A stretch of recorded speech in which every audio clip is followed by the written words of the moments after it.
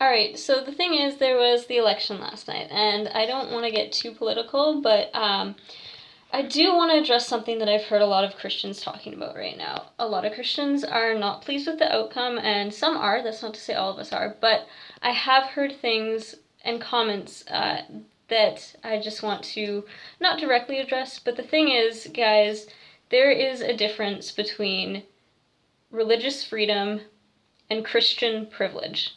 And a lot of what people are upset about is actually Christian privilege, not freedom of religion. We live in a country where we are safe, we can worship, and we can praise God any way that we like for the most part. And we don't have to fear being shot, we don't have to fear being put in prison, we don't have to fear a lot of things that other Christians around the globe do fear.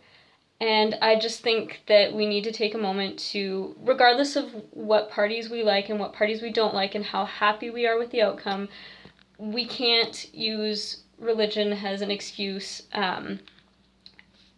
as something that we're upset about because we have a lot of privilege here, and we need to acknowledge that privilege because Christians around the globe do not have that privilege.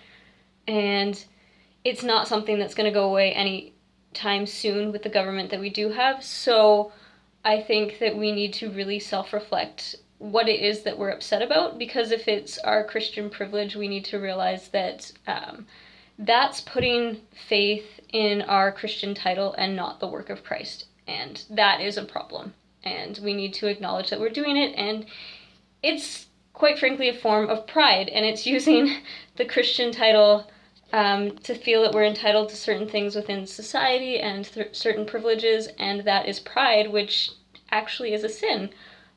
So I think regardless of what party you stand for, we need to really reflect on the fact that within Canada, we're going to have religious freedom, regardless of who is in power, and we need to be grateful for that rather than focusing on certain things that as Christians we maybe do stand for that society does not. We still have that freedom to stand for those things on our own, and we need to be thankful for that because there are Christians across the globe dying for their faith. So I think we just need to take some moments to reflect how good we actually have it here, and that's not to say we can't be disappointed. You have every right to be disappointed, but you can still acknowledge the privilege that you do have and be thankful that you live in a country where you can worship freely. And I, for one, am very thankful for that. So just take some time to reflect on that today and be disappointed. You're allowed to have any emotion that you have. If you're disappointed, be disappointed. I did not vote for Conservative or Liberal, so I kind of knew that I wasn't, what I voted was not in the running for Prime Minister, so I'd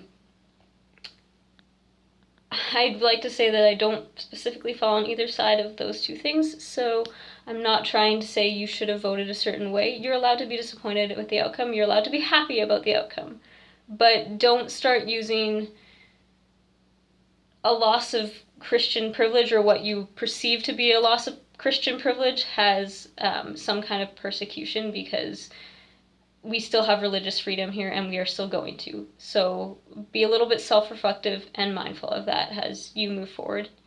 And praise God that we have that freedom.